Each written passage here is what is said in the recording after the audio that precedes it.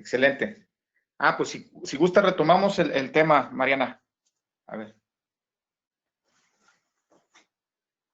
¿Por qué no lo pones con la pura voz y así? Bueno, ahorita le voy a quedar nada más con la pura voz para efectos, si no, sin imagen. ¿Sí me escuchan? Sí, te escuchamos muy bien, César. Sí. Perfecto. Ok. Retomamos entonces en donde nos quedamos. Bueno, en realidad el tema de la contingencia sanitaria dio pie a múltiples discusiones en el foro jurídico. Hay opiniones muy divididas.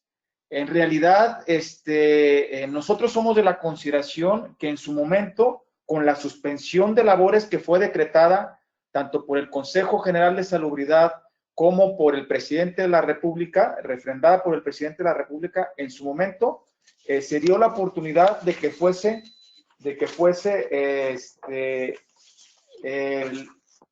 se diera la actualización del artículo 42 bis, 427 y 429 para la suspensión de las relaciones colectivas e individuales de trabajo.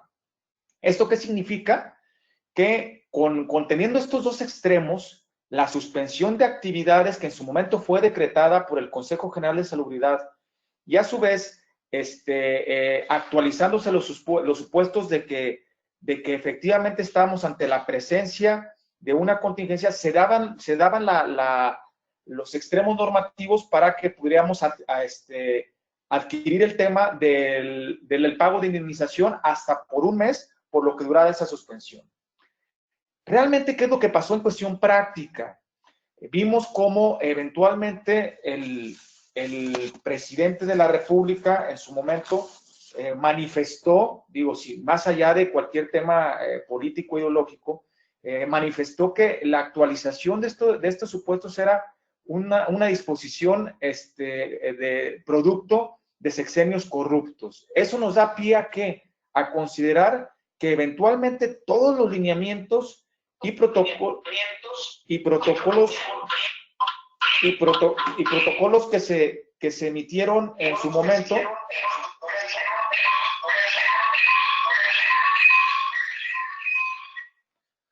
todos los lineamientos y protocolos que se emitieron en su momento, incluso el emitido el 30 de marzo, establecieron que se dio la situación de una emergencia sanitaria.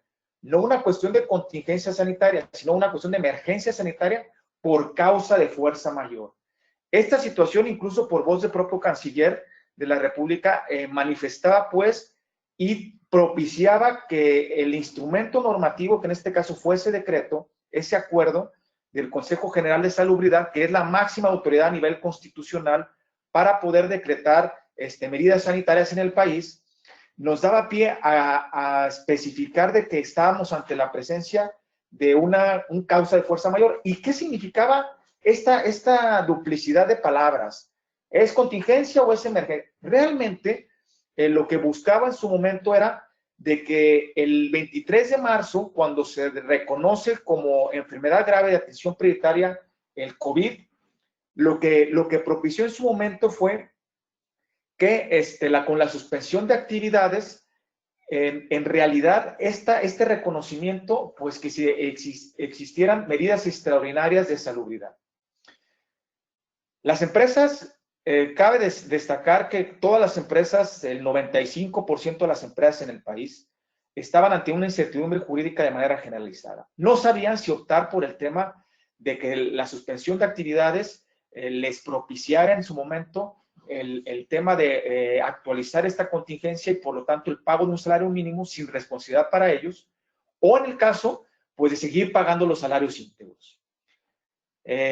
Incluso en la Procuraduría Federal de la Defensa del Trabajo eventualmente emitió una guía de recomendaciones técnicas en donde en unas simples palabras mencionaba que todos los trabajadores tenían el derecho del pago del salario íntegro mientras durara esta declaración de contingencia. Nosotros somos de la idea de que en su momento la suspensión de actividades decretada en esta jornada de sana distancia a partir del 24 de marzo y hasta en su momento el 30 de mayo, que fue este periodo como tal de suspensión de actividades no esenciales, sí daban pie al obtener la contingencia y no era necesario el tema de causa de fuerza mayor. ¿Qué pasó posteriormente? Posteriormente, dentro de los acuerdos normativos, se decretó la suspensión de actividades. En el caso propiamente de la distribución de acero y la cuestión minera, se decretó que era una actividad, digo, con lo que ustedes bien conocen, si era actividad esencial o no. Finalmente, se terminó por Secretaría de Economía declarando también, con el aval de la Secretaría del Trabajo y de la Secretaría de Salud, de que era una actividad esencial. Entonces, al ser una actividad esencial, por sí sola, per se, no implicaba la suspensión de actividades. Por consiguiente, al no ser una actividad no esencial que tuviese que suspender actividades, no nos lográbamos colocar en el tema de la contingencia sanitaria del 42 bis y 427 y 429.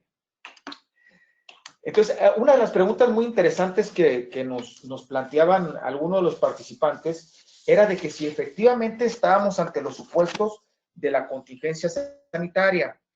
Les permito señalar que en su momento sí estábamos ante una situación de contingencia sanitaria, en donde eventualmente se podía acceder a la actualización de estos beneficios.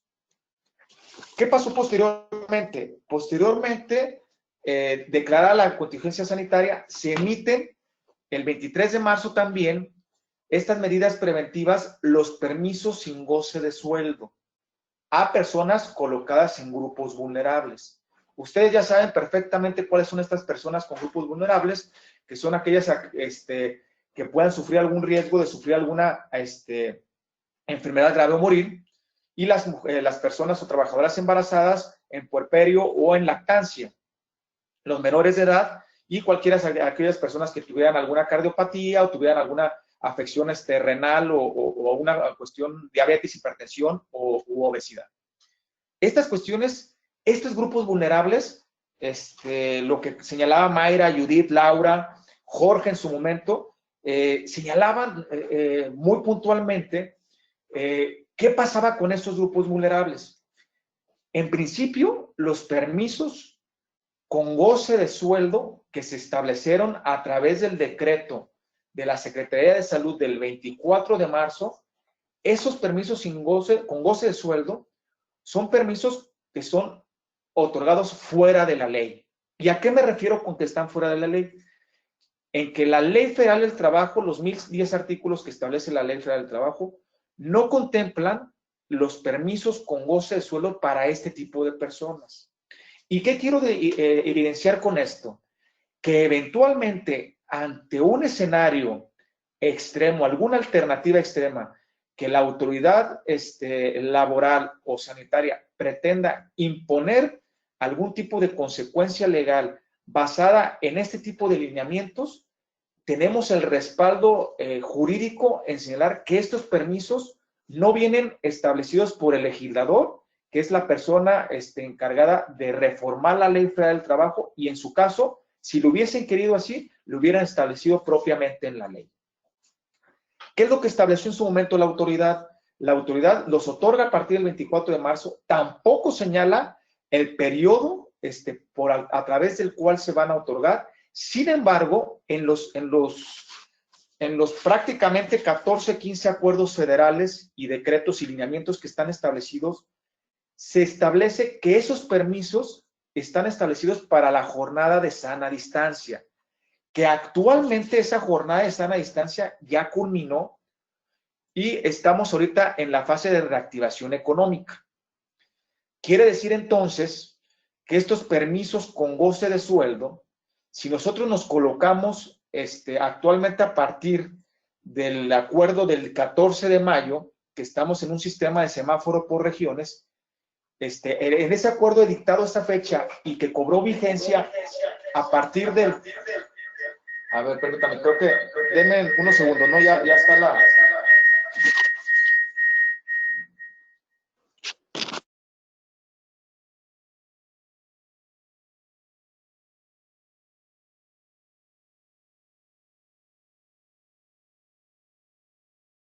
Sí, permítame, ¿eh?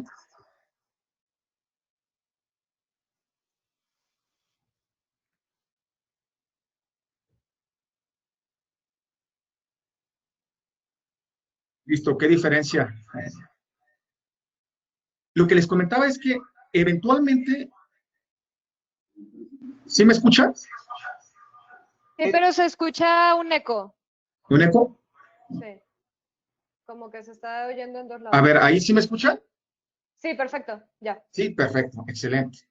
Esperemos no tener alguna complicación técnica.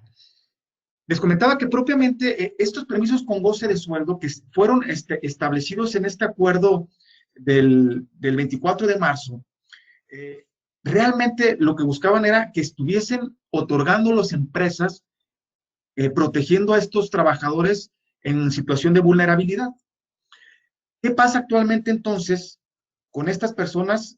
¿Hasta cuándo pagarles? Mayra tiene una pregunta muy puntual. ¿Hasta cuándo pagarles? Porque también se le está cubriendo toda esta temporalidad. Si nosotros nos atacamos a los lineamientos actualmente de la Secretaría, los lineamientos técnicos del 17 de mayo y del 29 de mayo, vemos cómo ya actualmente, al estar en una fase de reactivación económica, exclusivamente vienen establecidos que si estamos en una alerta sanitaria máxima, que es el semáforo rojo, al estar en este semáforo rojo, vuelven a establecer los lineamientos para personas vulnerables que establecían en la jornada de sana distancia. Quiere decir de que si nosotros, alguna de nuestras empresas, está colocado, volvemos al semáforo rojo, es necesario el resguardo domiciliario obligatorio de las personas con vulnerabilidad y por lo tanto tendríamos, en su caso, apegándonos a estos lineamientos, que dicho sea de paso y reitero, son establecidos fuera de la ley, tendríamos que pagar el salario íntegro. Sin embargo, ¿qué pasa con aquellas empresas, como por ejemplo en el caso de Michoacán? Bueno, en el caso de Jalisco ya regresamos al semáforo rojo, pero tenemos otras entidades en donde tenemos el semáforo naranja, en donde ya dan la posibilidad de estos lineamientos técnicos de seguridad, dan la posibilidad de regresar o de reincorporar a sus labores a las personas en situación de vulnerabilidad. Los lineamientos son muy específicos y señalan que este tipo de personas, mientras no puedan desarrollar su trabajo su trabajo a distancia, vía home office, y su trabajo sea material al interior de la empresa, es posible que los incorporemos siempre teniendo en cuenta diversos protocolos que se establecen en los propios lineamientos que les menciono, del 17 de mayo y del 29. ¿Cuáles son estos lineamientos? A grosso modo, son los lineamientos en donde ellos tienen que registrar asistencia de manera escalonada.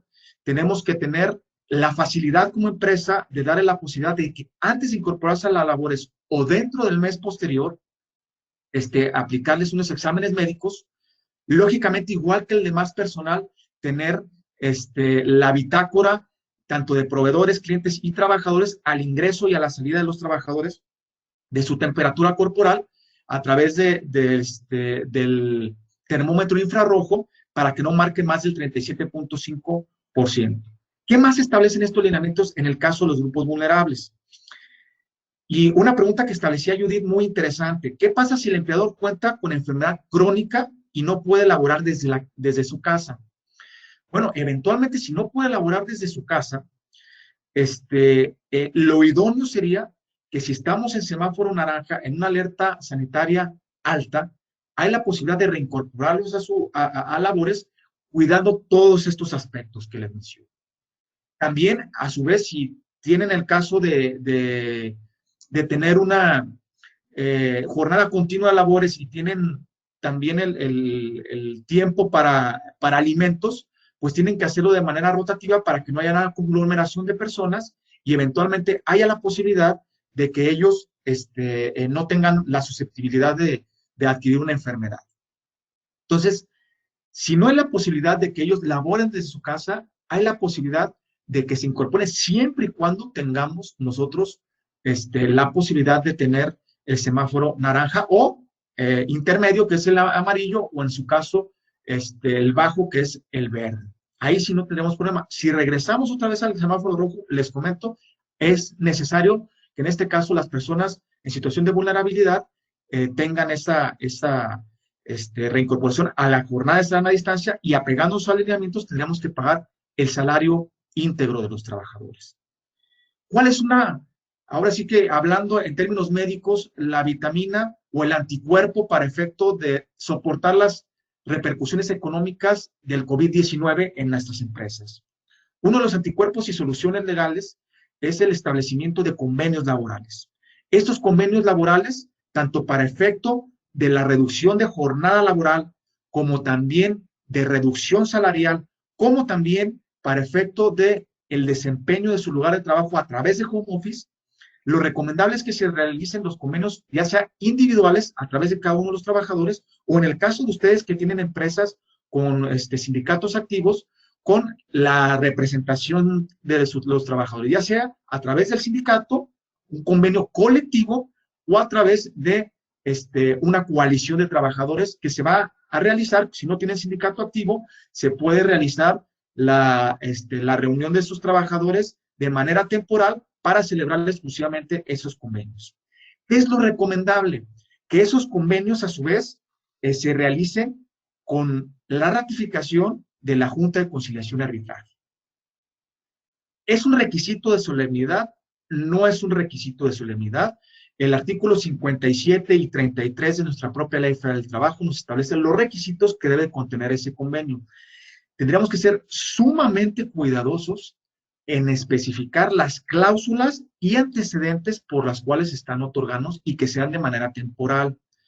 No podemos como empresa incurriríamos en una causal de rescisión, es decir, equiparado a un despido con las consecuencias que eso es inherente, como los cuales son pues, los 3 días de indemnización constitucional, o en su caso los 20 días del pago de salario por incurrir en una causal de rescisión laboral por la falta de pago del salario. Por esa razón, de manera unilateral, de mutuo propio, la empresa no puede descontarle al trabajador o dejarle de pagar. Es necesario la voluntad del trabajador a través de este tipo de convenios. ¿Cómo realizarlos? A través de un convenio individual o un convenio colectivo, y eso nos despresuriza la empresa en aspectos económicos. Aquí me adelanto un poco. Es necesario que sí o sí, a través de la reforma del 2019 en la Ley Federal del Trabajo del 1 de mayo, y también la reforma constitucional, de que tengamos como empresa la sensibilización con nuestros trabajadores, porque ya pasaron las épocas que nos tapábamos los ojos y que realmente los dueños de las empresas estaban en sus oficinas y los trabajadores por su parte.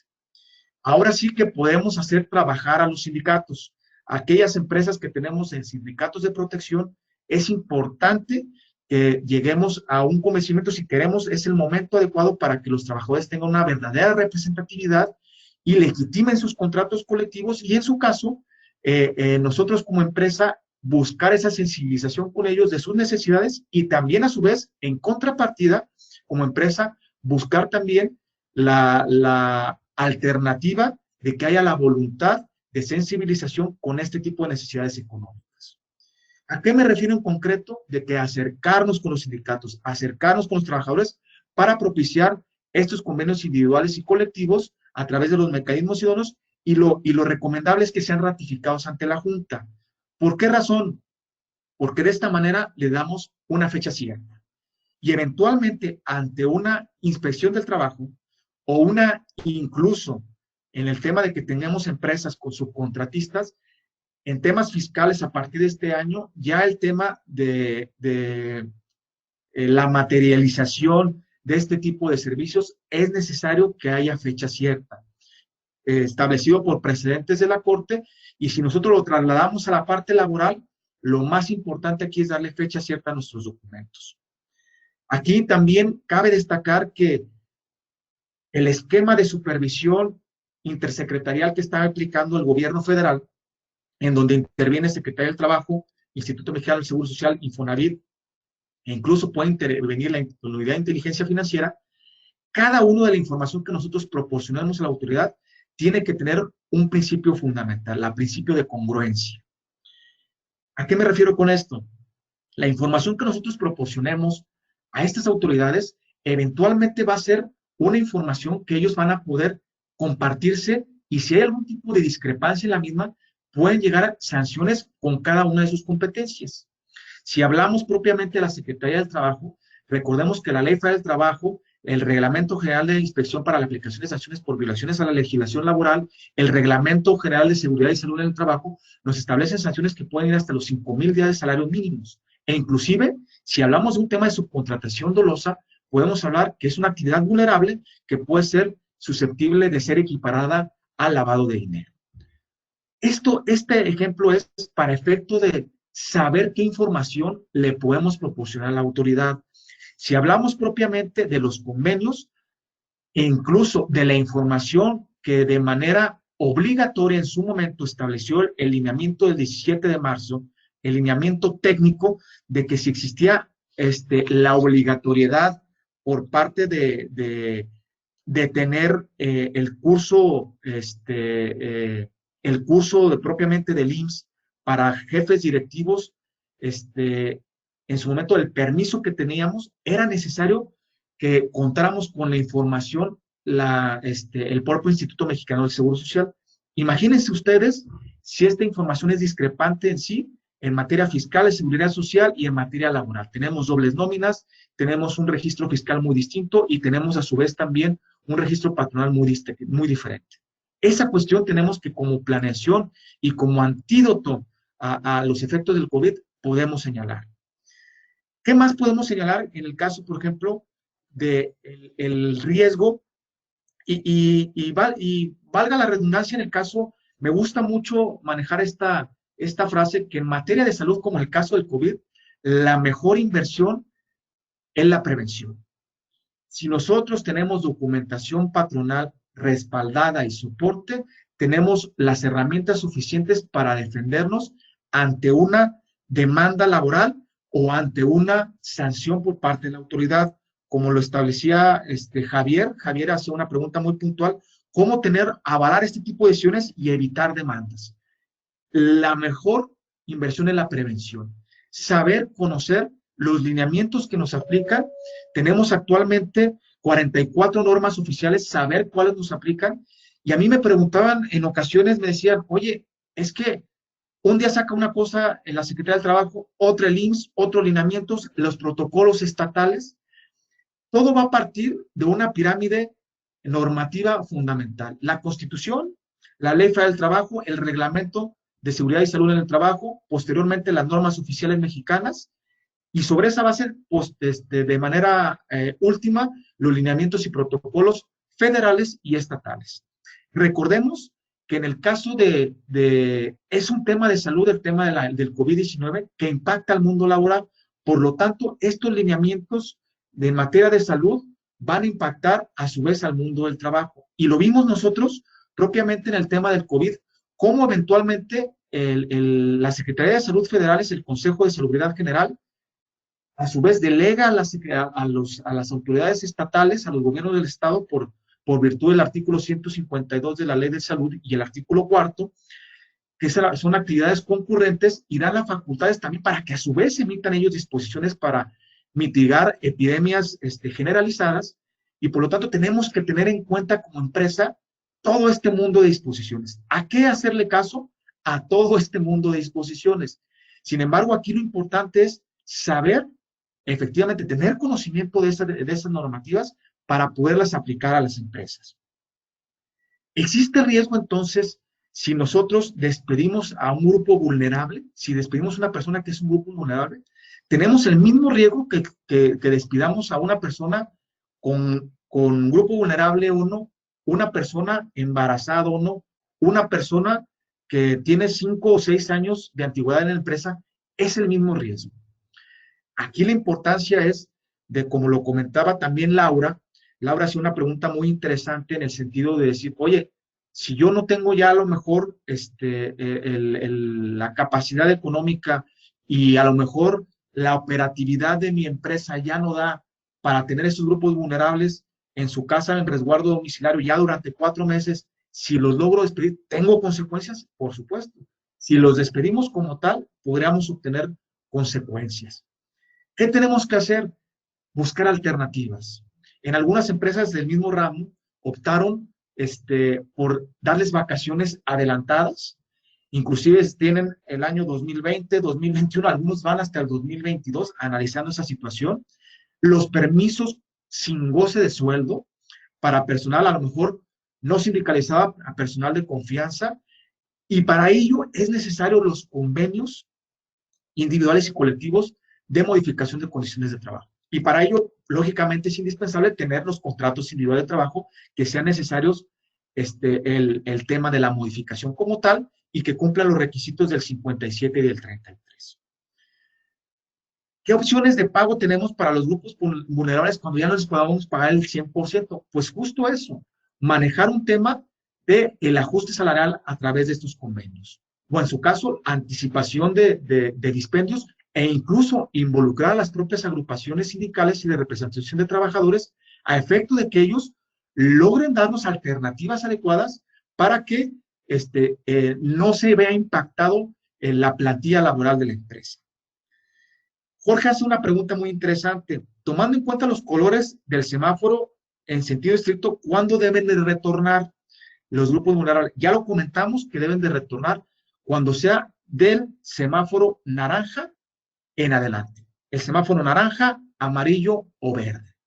En ese momento ya podemos nosotros retornar a los grupos vulnerables. Ello no indica, como el caso de Jalisco, que volvamos a un semáforo rojo y tengamos que aplicar los lineamientos de la jornada de sana distancia para este tipo de grupos. Un trabajador positivo en COVID, ¿qué consecuencias habrá para la empresa si resulta positivo? Y aquí vamos a entrar a un esquema propiamente de seguridad social. El tema del COVID es un tema que nos puede dar pie para una enfermedad profesional o incluso es un tema que exclusivamente va a ser una enfermedad general. En su momento, si nosotros podemos identificar de manera muy técnica los artículos 475 de la Ley Federal del Trabajo y 43, vemos que en el caso de las enfermedades de trabajo pueden ser consideradas todos aquellos estados patológicos que de la acción continuada produzcan y que se den con el motivo del trabajo o en el medio en el que se desenvuelva. Si nosotros verificamos el artículo 503, fracción 136, vemos que la virosis propiamente se puede considerar como una enfermedad profesional. Técnicamente hablando, si un trabajador dentro del desempeño de labores adquiere el COVID y así logra demostrarlo en juicio a través de un litigio, se podría considerar riesgo de trabajo. ¿Qué ha pasado con el Instituto Mexicano del Seguro Social?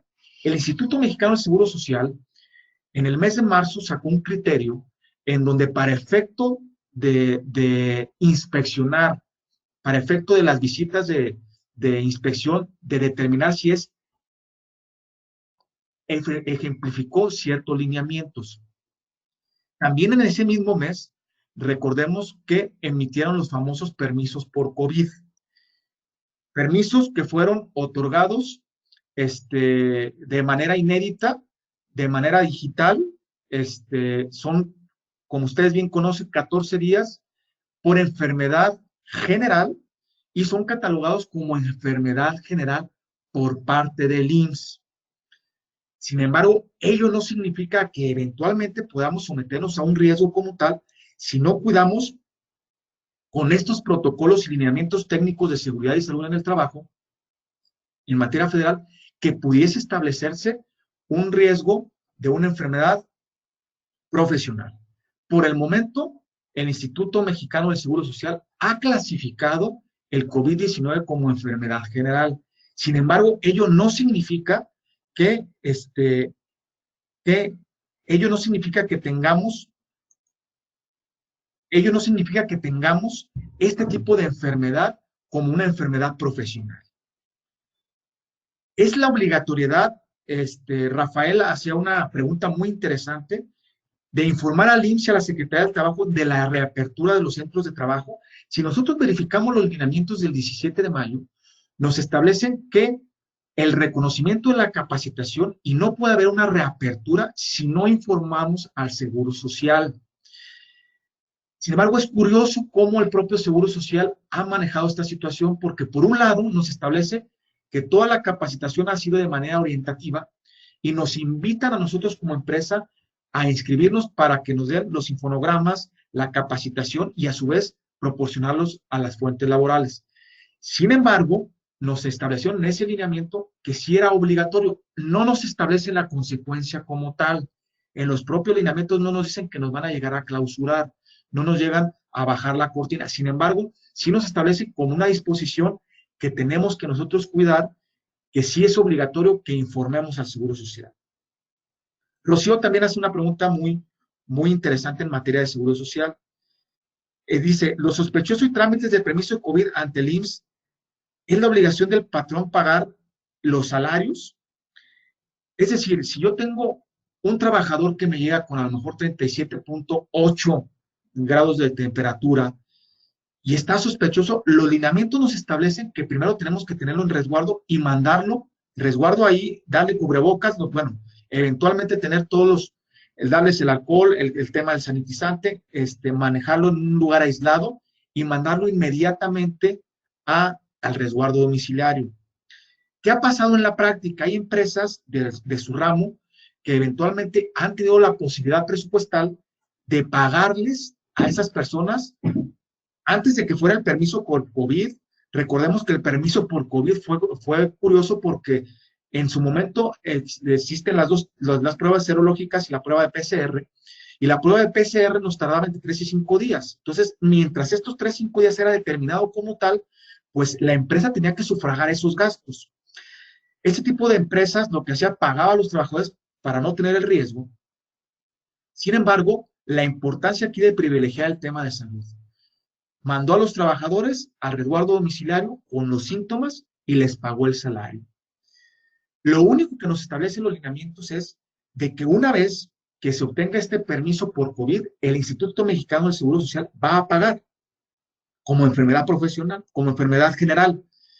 Y por lo tanto, los primeros 3 días van a correr por parte del patrón y los 11 días restantes por parte del Seguro Social con el porcentaje que corresponde. Y establece que por una sola ocasión van a establecerse ese tipo de permisos. Pero esas personas sospechosas, a lo mejor dentro de los 3, 4 días, este tipo de empresas lo que hacía es monitorizaba a los trabajadores y si no presentaban dentro de los 14 días pruebas más contundentes, los regresaba a laborar. ¿Cuál es la obligatoriedad por parte de la empresa de pagar el salario? Pues como no está suspendida la relación de trabajo, no incurrimos en el artículo 42, fracción primera, ni 42, fracción séptima, fracción cuarta tampoco, no podemos nosotros especificar que tenemos una enfermedad contagiosa del trabajador, porque no está determinado como tal. Por lo tanto, al no estar suspendida la relación de trabajo, tenemos que realizar el pago del salario íntegro del trabajador. Lo recomendable aquí, ¿cuál es?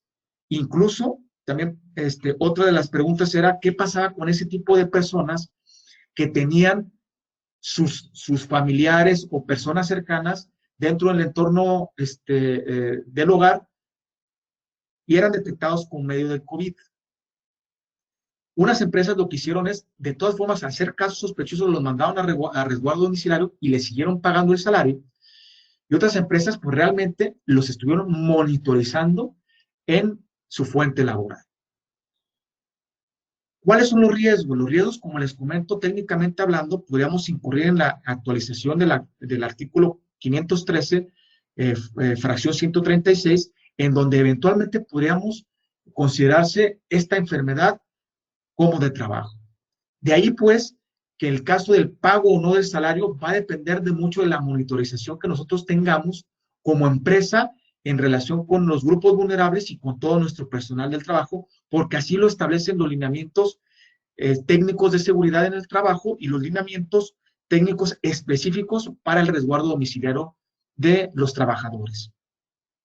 Si tenemos un caso sospechoso, en la medida de lo posible, mi recomendación es mandarlos a resguardo domiciliario, tenerlos monitorizados, y en su caso hay empresas que también han implementado el tema de los cuestionarios e incluso la contratación de personal específico médico para llevarlos monitorizados. Lógicamente, teniendo ese tipo de distanciamiento, el tipo de no tener una concentración máxima de 50 personas en su fuente laboral, el tener las caretas, en el caso del cubreboca, los geles sanitizantes, los tapetes, el caso también de tener controlar las bitácoras de temperatura de estos trabajadores, todo este conglomerado que establecen en los lineamientos nos va a dar pie para efecto de considerar si estamos ante una actividad sospechosa o no, y el caso del pago del salario es lo mismo. También Judith nos establece una pregunta interesante. ¿Qué personas no deben asistir a laborar?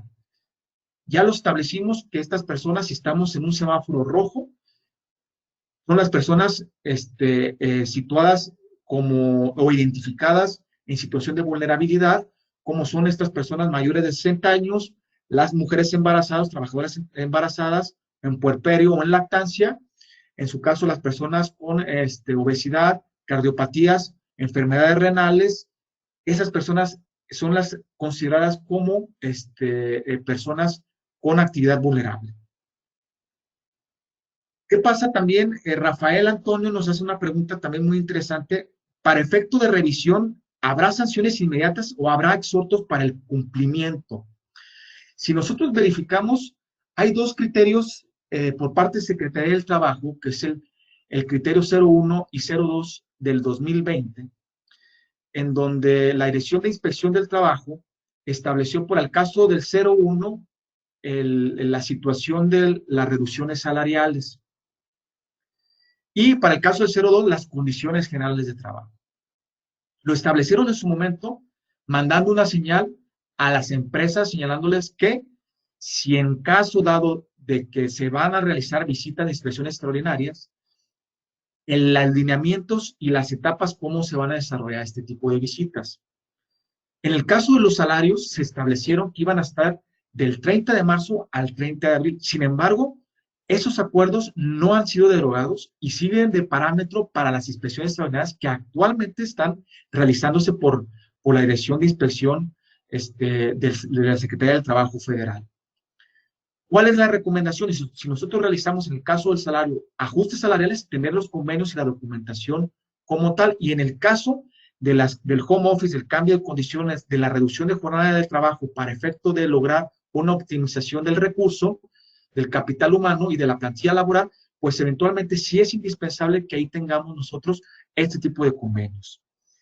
Y en su momento, el exhorto que hacía o lo que invitaba en ese tipo de criterios no era la clausura inmediata.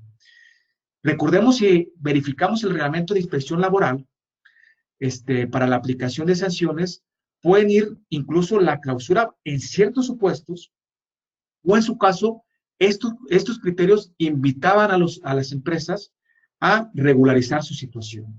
No de manera automática, con base en estos criterios se podían establecer. Sin embargo, si nosotros actualizamos, vemos el capítulo de la Dirección de Inspección, de las inspecciones laborales en la Ley Federal del Trabajo y en el propio Reglamento de Seguridad y Salud en el Trabajo, podemos ver que si llegamos a los supuestos de tener un peligro inminente y grave de la vida de los trabajadores, se puede dar la clausura de la fuente laboral. Entonces, pueden llegar los inspectores a clausurarlos. Con base en estos criterios, invitarían a las empresas. Sin embargo, tienen las facultades legales suficientes para clausurarnos o imponernos sanciones que recordemos, si recordamos el artículo 1002 de la Ley Federal del Trabajo, que puede ir por una sola de las conductas y por cada trabajador. Es decir, esto se los comento porque eventualmente Inspección de Trabajo, así está establecida la ley, si uno de los trabajadores se le ve con riesgo de sufrir algún peligro de la vida, pues se puede aplicar una multa por ese trabajador y aunque sea la misma situación con otro trabajador, otra multa por el siguiente trabajador. Entonces tenemos que ser muy cuidadosos porque en dado caso, este tipo de multas pueden ser acumulables.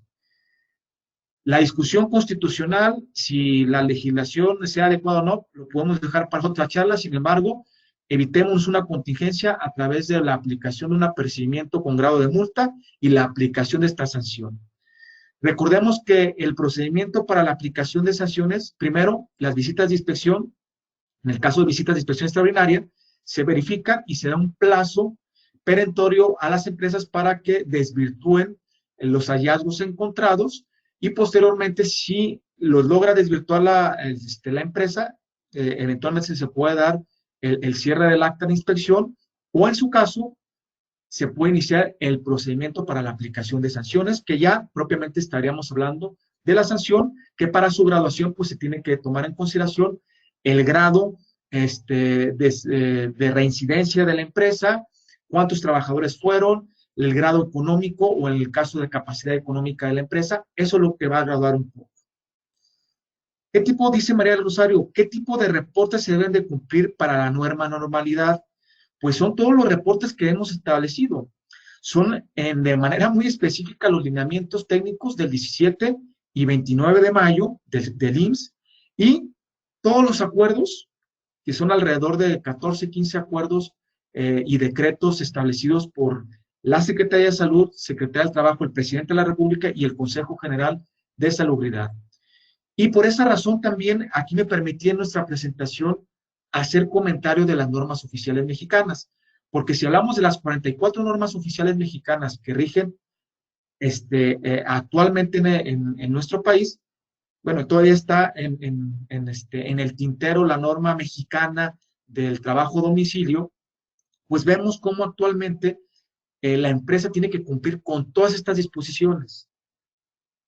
Los efectos de la epidemia por COVID, las soluciones son soluciones que podamos ver de una manera no tan complicada.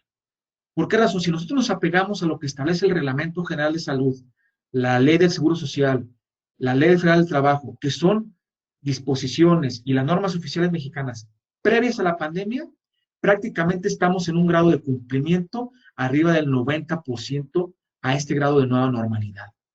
Los nuevos lineamientos son disposiciones y ajustes en instalaciones con las 4 dimensiones que ha establecido los lineamientos técnicos del 29 de mayo, estableciendo cuál es la dimensión de la fuente laboral, cuál es el semáforo, si es pequeña o mediana empresa, cuál es el tipo de instalaciones que tenemos. Estas 4 dimensiones tenemos que tomarlas en cuenta para identificar el grado de riesgo y los lineamientos que tenemos que cumplir. Están muy establecidos ahí cuáles son los indispensables y cuáles son los sugeridos. Es indispensable, si nosotros vemos la norma 19, la norma 30, la Comisión de Seguridad e Higiene es indispensable para el cumplimiento de estas disposiciones. En el grado de cumplimiento de sus empresas, me imagino que ya tenemos por establecimiento, por supuesto, esta Comisión de Seguridad e Higiene, con las personas que la integran, y estas mismas, el propio Instituto Mexicano del Seguro Social nos ha establecido que este tipo de comisión nos puede servir como los comités encargados de evaluación del cumplimiento de los protocolos y lineamientos. Otro tipo de preguntas que tenemos con ustedes es, ¿qué pasa si un empleado no es honesto y reporta enfermedades y es contagiado de COVID? Recordemos que no obstante que nuestra legislación laboral no establezca como imperativo, como obligatorio tener un reglamento interior de trabajo, si nosotros verificamos el desarrollo de las visitas de inspección, vamos a verificar que es un requisito que nos va a pedir la autoridad laboral. ¿Y por qué es indispensable tener un reglamento interior de trabajo? Porque finalmente la normativa, la ley, el reglamento, los reglamentos generales, las normas oficiales mexicanas son muy ambiguas. Y va a depender, no obstante que son empresas distribuidoras de acero, todas ustedes, son condiciones normativas específicas y de conducta de cada uno de los trabajadores muy distintas entre ustedes. De ahí que el reglamento nos da pie para poder imponer sanciones que van de los 1 a los 8 días de suspensión sin goce de sueldo del trabajador. Y esto nos va a favorecer, ¿para qué? Para imponer sanciones al trabajador e incorporar a través de la comisión mixta del reglamento interior de trabajo, si no la tenemos constituida, y constituirla, si ya la tenemos constituida, establecer una acta de asamblea extraordinaria en donde se establezcan e incorporen estos nuevos dispositivos y lineamientos para que sean de carácter obligatorios una vez depositados ante la Junta de Conciliación y Arbitraje, y en ese caso poder sancionar al trabajador. Si el trabajador no es honesto, como lo establece Judith, si el trabajador no le interesa el cumplimiento, la empresa no tiene por qué pagar los platos rotos. Podemos sancionarlos, y si lo tenemos documentada, ¿con qué? Con a través de protocolos, bitácoras, actas administrativas, y nosotros tenemos por parte del trabajador el acuse recibo del Reglamento Interior de Trabajo por conducto de su sindicato. Si establecemos actas administrativas, podemos documentar y llegar a una causal de rescisión que establece el artículo 47, última fracción, de naturaleza grave tal que dé lugar a la rescisión laboral. Pero para llegar a ese causal de rescisión laboral, mi sugerencia práctica es que tengamos datos objetivos documentados para poder lograr el tema de una rescisión laboral con amplias expectativas de éxito ante un juicio. Si nosotros de repente vemos un trabajador que no trae cubrebocas y le llamamos la atención y así lo queremos correr, realmente estamos ante un escenario de incertidumbre en el éxito de nuestro juicio al tratar de defender sin datos objetivos, documentados, respaldados con documentos, esa conducta de ese trabajador. ¿Cómo lo podemos hacer? Con los protocolos, con la información, con actas administrativas, con el reglamento interior de trabajo, y eventualmente podemos nosotros manejar esa situación. También Judy nos establece una pregunta muy interesante. Si el trabajador tiene síntomas de COVID, ¿se le puede pedir que deje de laborar? Pues de hecho los lineamientos están establecidos para ese efecto. Es decir, si el trabajador tiene síntomas de COVID, se le tiene que mandar de resguardo domiciliario. Aquí el tema es el pago del salario, y me queda clarísimo que ahorita, después de 4 meses, el impacto económico para las empresas es muy fuerte. ¿Qué podemos hacer? Con convenios individuales con los trabajadores y eventualmente lograr la comprensión, los permisos sin goce de sueldo de los trabajadores, el toma de vacaciones, y lograr con el sindicato esa armonización y soluciones muy oportunas en el centro laboral. Dice también Judith, ¿qué tipo de sanción a trabajadores por no usar cubrebocas? Ya lo comenté, podemos establecer sanciones de 1 a 8 días de suspensión de salario siempre y cuando estén en el Reglamento Interior de Trabajo y que esté depositado en la Junta de Conciliación y Arbitraje. Si no tenemos este tipo de disposiciones, será tema de otra plática. No exclusivamente tenemos la repercusión ante una autoridad laboral de una sanción económica porque nos van a ver con un trabajador que no tiene el cubrebocas, como yo lo he hecho con nuestras empresas, con nuestros clientes. Les hemos dicho que les firmen a la hora de ingreso, inclusive la propia Comisión de Seguridad y Higiene, a través de sus recorridos extraordinarios, verificar si efectivamente tienen cubrebocas, y que los trabajadores firmen actas administrativas si no lo tienen. ¿Por qué razón? Porque eventualmente nosotros podríamos repercutir a los trabajadores su responsabilidad civil. Si a nosotros nos llegaran a sancionar económicamente a través de una multa por un incumplimiento laboral, que el trabajador por su negligencia o dolo no lo está realizando, nosotros podríamos repercutir en contra del trabajador. Si nosotros verificamos el artículo 32 de la Ley Federal del Trabajo, nos establece plenamente que podamos demandar a los trabajadores por ese efecto. Eso nos da pie para también nosotros establecer candados en nuestros reglamentos y eventualmente tomar alternativas. Esto, lo que les comento, es una baraja de alternativas que podríamos establecer al interior de las empresas. Juan nos dice, los convenios por reducción de tiempo laboral y sueldo cuando hay falta de proyectos operativos, si no se registran ante la Junta de Conciliación y Arbitraje. Ya les comenté, pues, que la solemnidad de estar registrados ante la Junta de Conciliación y Arbitraje, no hay una solemnidad como tal, sí nos dan plena certeza, y en el caso de falta de proyectos o de operatividad de la empresa, la ley es muy clara. Si nosotros advertimos el artículo 42 y el artículo 427, fracción primera, en el caso de los paros técnicos, en el caso de los famosos paros técnicos, tendríamos que nosotros obtener por causa de fuerza mayor, como lo ha pretendido la autoridad laboral, que configuremos ese tipo de causal, pues es el suspender las relaciones colectivas o individuales de trabajo y solicitar a la Junta la aprobación de esa suspensión y el pago de la indemnización correspondiente, que puede ser incluso del salario íntegro. ¿Cuál es la desventaja de esto? Pues que ahorita a lo mejor muchas de las juntas de conciliación y arbitraje están cerradas y el pago del salario no nos vamos a esperar nosotros a que reabran las juntas de conciliación en la parte práctica para estarles pagando o a lo que indique la empresa, ¿no? Muchas empresas, ¿qué es lo que hicieron? Llegaron con un acuerdo con el trabajador, señalando que el convenio, ese va a ser su indemnización. A mi juicio, no es del todo correcta esa determinación. ¿Por qué?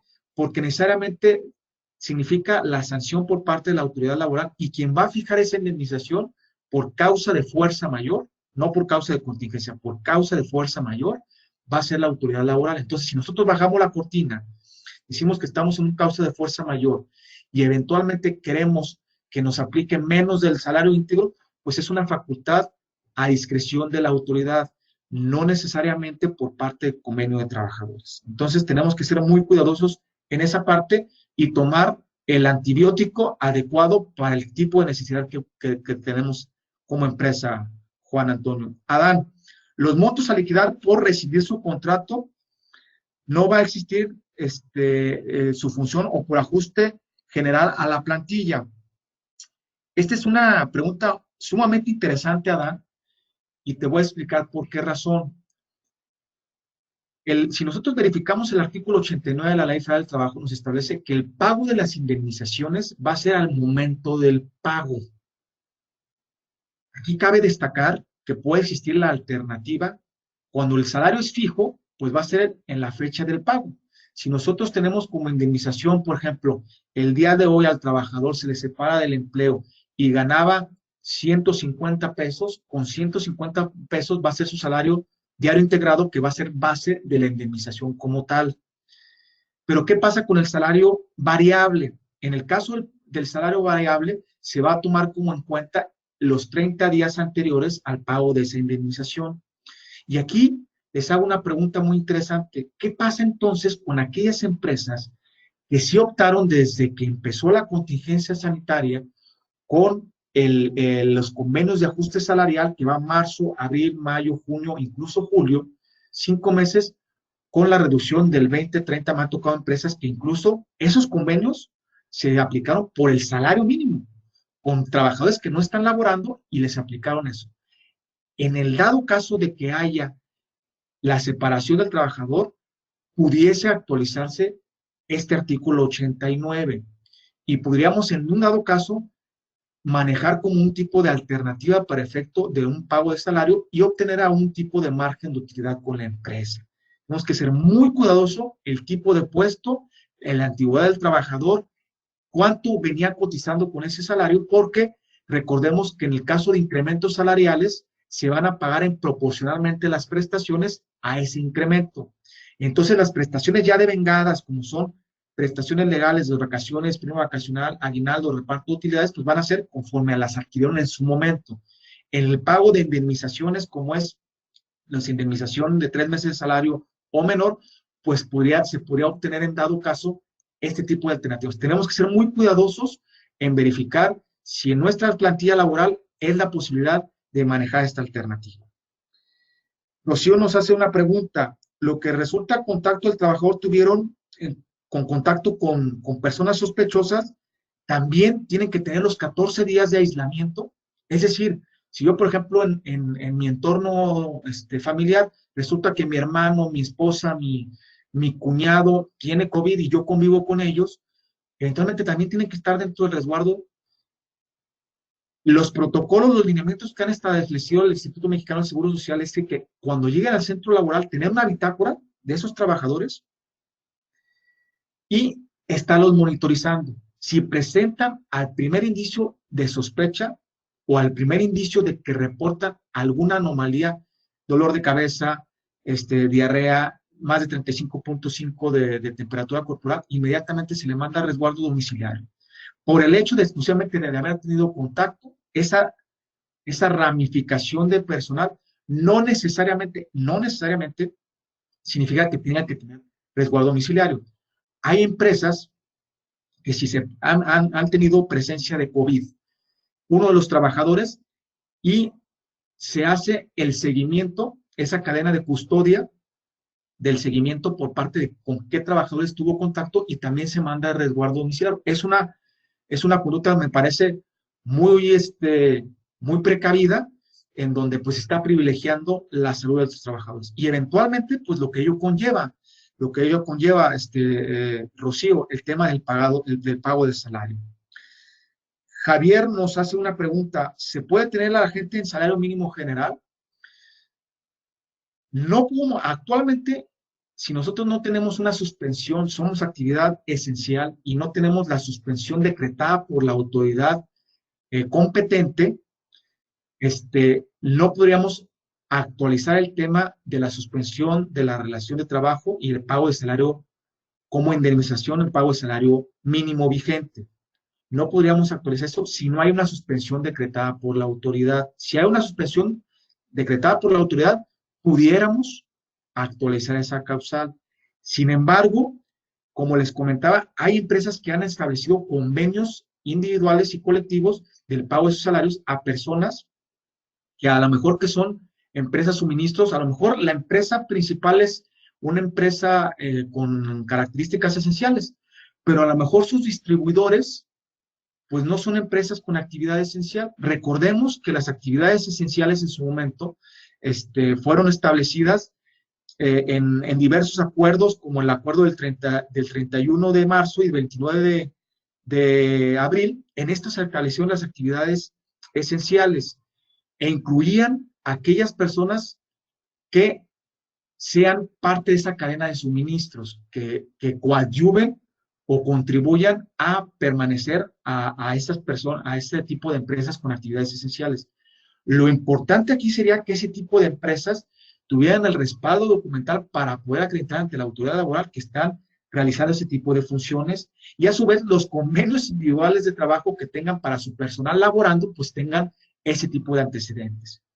En el caso propiamente de que si podamos tener con el salario mínimo como parte de la indemnización por contingencia sanitaria, si no hay suspensión de actividades, no. Sin embargo, por un convenio individual o colectivo de trabajo sí podría ser, siempre y cuando cuenten con el consentimiento del trabajador.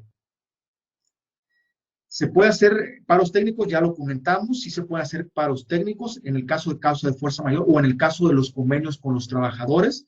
Necesariamente tenemos que acudir a la Junta de Conciliación y Arbitraje, como lo establece el artículo 57, por causa de condiciones extraordinarias, para la aprobación y que nos establezca la Junta de Conciliación y Arbitraje cómo se va a dar este tipo de paros técnicos. El pago del salario, César Tocayo nos establece que el pago del salario por familiar al trabajador y si decide mandarlo a su casa, pues bueno, realmente aquí tendríamos que evidenciar si esta persona tiene síntomas de COVID para eventualmente nosotros tener la posibilidad de lograr el resguardo domiciliario y lógicamente la incapacidad por COVID del trabajador.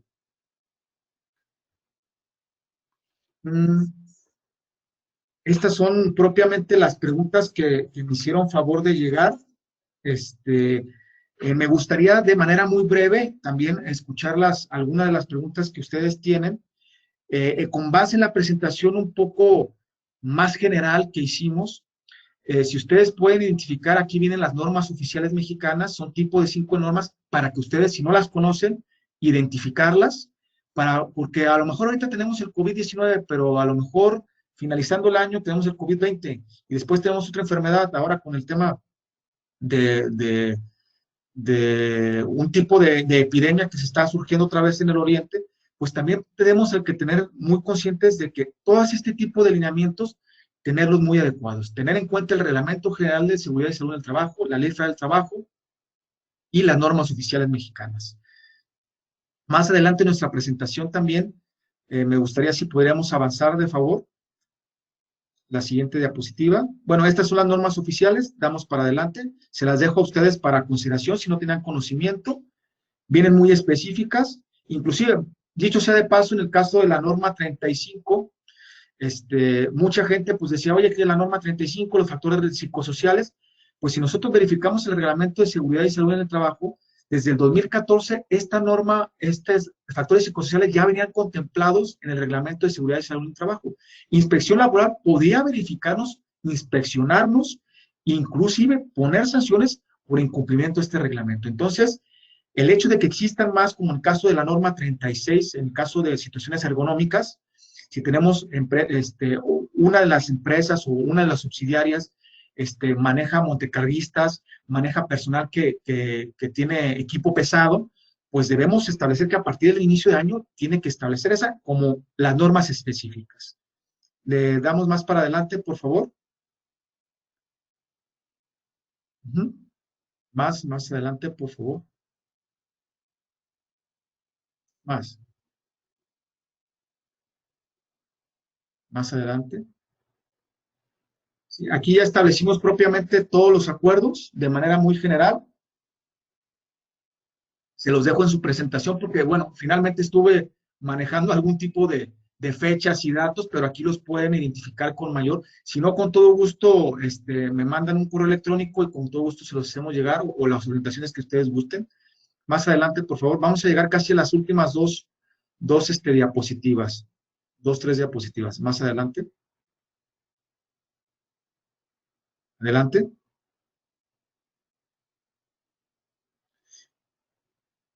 Ajá. Aquí les dejo también unas láminas de la Organización Internacional del Trabajo, como el tema de reactivación económica a la luz de la Organización Internacional del Trabajo. Si nosotros vemos la recomendación de 1960, vemos cómo incluso ellos establecen estímulos e incentivos fiscales y monetarios para las empresas. Es tanto que el sector patronal en la República Mexicana ha insistido tanto, ¿no? Actualmente se insistía mucho con los incentivos fiscales, que finalmente pues no hubo mucho eco con nuestros legisladores y con los titulares ejecutivos, pero ahorita lo que se está insistiendo mucho es el tema del salario mínimo vital. Esperemos logre a buen puerto. Más adelante, por favor. Sí, aquí. Ya establecimos un poco el caso de actividades esenciales y no esenciales. Vienen los acuerdos como tal. Las actividades no esenciales, propiamente nosotros, ¿qué ha pasado con las empresas? Les digo, ya a partir del 30 de mayo se terminó formalmente en la jornada de sana distancia. Empezamos el tema de reactivación económica con el sistema de semáforo por regiones y ya empiezan otro tipo de lineamientos. Sin embargo, si regresamos al tema del semáforo rojo, se siguen aplicando los lineamientos de jornada de sana distancia, por lo que implica propiamente a los grupos vulnerables. El tema de incapacidades e involucramiento con el IMSS, los convenios individuales y colectivos, los paros técnicos, ya los platicamos. Adelante. La siguiente, por favor. La reactivación económica, la separación de trabajadores, liquidación del salario, ya les comentaba el artículo 89, el reglamento interior de trabajo, y propiamente en el reglamento interior de trabajo, si nosotros vemos el artículo 134, fracción décima y décimo primera, pues es una obligación de los trabajadores cumplir con todas las medidas. Yo sí les recomiendo que en sus convenios individuales de trabajo, en la documentación patronal que ustedes obtengan, establecer la voluntariedad del trabajador en el caso del reconocimiento o el sometimiento a los exámenes médicos por este tipo de enfermedades, porque eventualmente nos pueden servir para otro tipo de temas como antidoping o el tema de alcoholemia. La siguiente, por favor. ¿Cuáles son las soluciones legales? Los antibióticos, las vitaminas que en materia de salud van a poder tener los anticuerpos sanos a nuestras empresas. La mejor inversión es la prevención y estas son las soluciones que nosotros podemos darles como recomendación muy puntual.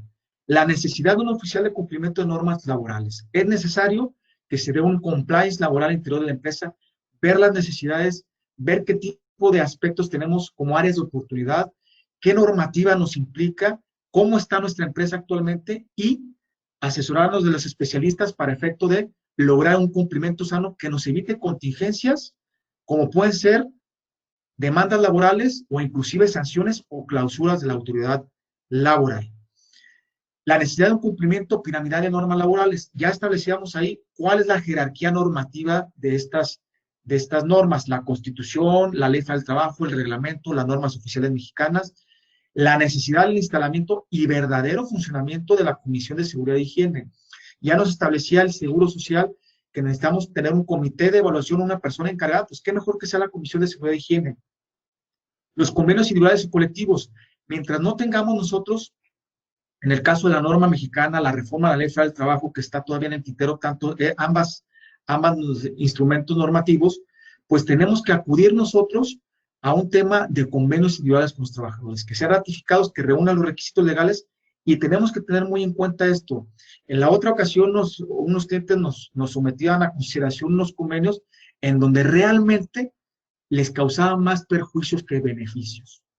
¿Por qué razón? No reunían los requisitos legales, estaban completamente perjudicando a la empresa, se establecían cuestiones fuera de la ley, se establecían reconocimientos, en el caso, por ejemplo, de personal vulnerable, que estaban completamente inequívocos, no contaban, tenían sindicato, no contaban con la intervención del sindicato. Entonces, tenemos que tener mucho cuidado con los convenios individuales y colectivos que establezcamos y toda la documentación que entreguemos a los trabajadores.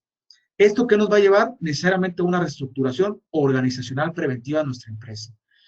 Con la reforma del 1 de mayo del 2012, necesariamente se vienen en los primeros 10 estados de la República Mexicana y así paulatinamente los años que siguen, un tema de un colapso, propiamente no lo digo yo, lo dicen los expertos, de la justicia laboral, donde se prevé que se incrementen la demanda de trabajadores en un 30%, se prevé alrededor de un 2.2 millones de desempleos formales en México, un 8.8, dice el Banco Mexicano, Banxico dice que el 8.8 de recesión.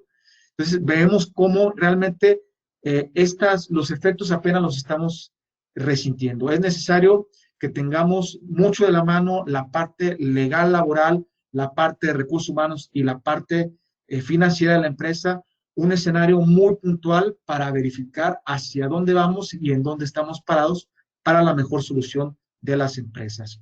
La siguiente, por favor. Bueno, con esto, la exposición que ahorita platicamos ya la culminamos. No sé si estoy a su disposición para cualquier inquietud puntual, sino de cualquier manera, tienen mis datos y con todo gusto nos ponemos a sus órdenes y a su disposición para cualquier material o cualquier inquietud que tengan. Yo les agradezco enormemente a su confederación, a todos los asistentes, las preguntas muy interesantes. Son preguntas que realmente esperemos que hayan tenido alguna claridad y si no, de todas formas estamos a sus órdenes. Te agradezco mucho, Mariana, la invitación y a todos los integrantes ahí de Canidac. César, tenemos una pregunta. Sí. Las empresas que por su giro pueden operar, pero utilizan una empresa de subcontratación, ¿ambas tienen que contar con la aprobación del protocolo por parte del IMSS? Sí, ambas tienen que contar con el protocolo, Mariana, es correcto. Sí, realmente el tema de subcontratación es un tema muy complejo. El tema del artículo 15A de la Ley Federal del Trabajo, los 3 requisitos que ojalá, es el tema que no está en la congeladora, sino que a lo mejor se quedó un poquito apartado del refrigerador, pero créeme lo que pasando esto ya en la comisión laboral, en el Senado de la República ya se están jugando mucho, pero en el caso de la subcontratación laboral, si nosotros revisamos las propuestas del presidente de la República, verificamos que se van a incrementar en su momento en un 500% las inspecciones laborales y la Secretaría del Trabajo, la titular, en la semana manifestó otra vez, reiteró su compromiso en cristalizar el tema de evitar de cualquier manera la subcontratación dolosa. En el caso particular, en esta época de contingencia, se ha presentado mucho el caso de subcontratistas de servicios o empresas, por ejemplo, que la matriz tiene propiamente su actividad esencial o su actividad principal, sí es esencial, pero tiene otras empresas que forman parte del mismo núcleo, como insourcings, que son empresas de servicios. Sí tendríamos que ser muy cuidadosos, Mariana. ¿Por qué razón? Porque esas empresas de servicios per se no tienen una actividad esencial que puedan operar. Sin embargo, como lo han establecido propiamente los decretos del 31 de marzo y 29 de abril, pues esas actividades, si contribuyen a una esencial, como es el caso de ustedes, distribuidores de acero, pues podríamos justificar esa parte. Sin embargo, la capacitación a través del Instituto Mexicano de Seguro Social se tiene que hacer por ambas empresas. Sí. Ok, tenemos otra pregunta. ¿Es Sí. factible que un trabajador vulnerable te firme un convenio donde él, a pesar de ser vulnerable, acepte trabajar y no tener responsabilidad como patrón? Esa pregunta, sí, creo que no recuerdo quién la había hecho. Más o menos sí la comentamos ahí la respuesta. El hecho de que, por ejemplo, estemos en semáforo rojo. Por eso le comentaba al principio de nuestra participación cómo se dio el tema de esos permisos con goce de sueldo. En el decreto de la Secretaría de Salud del 24 de marzo, nosotros vemos que esos permisos con goce de sueldo a personas vulnerables son permisos que están fuera de la ley. Si nosotros tenemos en consideración eso, esos permisos con goce de sueldo, eventualmente, ante una inspección laboral, ante una sanción, nosotros podríamos decir que esa sanción pudiese ser ilegal, no obstante, que está sustentada en un lineamiento, pero contraviene la ley, y quien es el único facultado es el propio legislador, que es la Cámara de Diputados y la Cámara de Senadores. Tienen que estar establecidos esos permisos en la Ley Federal del Trabajo. Si no están en la Ley Federal del Trabajo, son permisos que son ilegales. Por lo tanto, si nosotros decimos, oye, a inspección laboral viene una sanción, pudiera ser impugnable, combatible esa sanción. Pero ¿qué pasa si yo, por ejemplo, estoy en el caso de un semáforo rojo y yo quiero a un trabajador que venga a trabajar y me firma una carta responsiva en donde él se hace responsable de que lo que le pase, lo que le pase es su responsabilidad? Si el trabajador sufre de COVID, que propiamente esa es la inquietud particular, si sufre de COVID y ese COVID lo adquiere la fuente laboral, por disposición del artículo 513, puede considerarse técnicamente hablando una enfermedad profesional porque lo adquirió en el entorno laboral. Y si lo adquirió en el entorno laboral, esa enfermedad, y que le afectó por una cardiopatía, por lo que sea, porque tiene una obesidad, le afecta y muere ese trabajador, eventualmente esa muerte va a ser producto de un riesgo de trabajo. Y esa carta que nos firmó el trabajador como carta responsiva no nos va a servir de mayor beneficio, toda vez que estaría transgrediendo derechos irrenunciables de un trabajador. Lo que quiero decir es lo siguiente: el trabajador, nosotros no podemos decirle al trabajador que nos firme una responsiva y de que si le pasa algún accidente es su responsabilidad. Y es exactamente lo mismo en el caso del COVID. Si él logra obtener el COVID, lo adquiere en la fuente laboral y ese COVID es producto de y no es nada más ese trabajador, cualquier otro. Estamos hablando exclusivamente de la actividad vulnerable porque pues queremos nosotros sobrepasar o un poco esquivar el tema del lineamiento que nos establece los lineamientos técnicos específicos del 17 y del 19 de mayo del IMSS. Si nosotros queremos esquivar eso, posiblemente ante una sanción laboral, podríamos decir que ese permiso, exclusivamente por el tema de permiso con goce de sueldo, podríamos esquivarlo. Sin embargo, la complicación dada por la enfermedad adquirida en el centro de trabajo, esa carta responsabilidad no nos va a servir. ¿Sí? Entonces, ¿puede un trabajador laboral con esa carta responsable si las consecuencias, no en todos los casos, va a eximir a la fuente laboral de cualquier responsabilidad? Bueno, esa sería nuestra última pregunta, César. Te agradecemos Sí. muchísimo por esta conferencia. Digo, como nos la planteaste, estuvo muy específica para todos nuestros socios. Te agradecemos muchísimo y les agradezco también a todos por su paciencia y por su participación. Que tengan una buena tarde. Muchas gracias. Gracias a todos. Gracias, Mariana. Gracias a los asistentes.